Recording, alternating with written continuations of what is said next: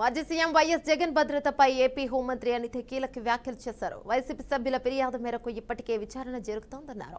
ఎలాంటి ఆధారాలున్న దర్యాప్తు అధికారులకు ఇవ్వొచ్చన్నారు. పారదర్శకంగా కేసు విచారణ జరుగుతోందని చెప్పారు. ఏ ఇన్సిడెంట్ అయినా నిజంగా మీకు న్యాయం కావాలి, నిజంగా మీ నాయకుడికి రక్షణ లేదని మీరు భావిస్తే మేం జరుగుతున్న విచారణలో మీరు భాగస్వాములు అవ్వాలి, దానికి సహకరించాలి.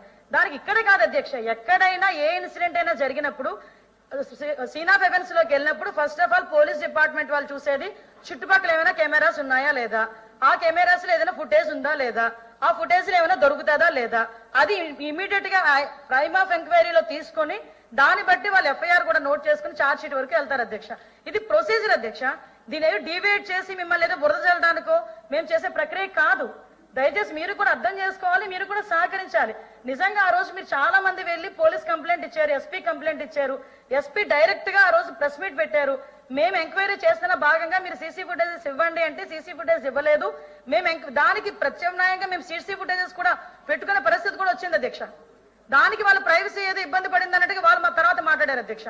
కాబట్టి ఇది కంపల్సరిగా ఎంక్వైరీలో భాగంగా సీసీ ఫుటేజెస్ ఎవరివైనా విచారణలో భాగంగా పోలీస్ డిపార్ట్మెంట్ అడిగితే ఇచ్చి తీరాల్సిందే. ఇది రూల్ అధ్యక్ష.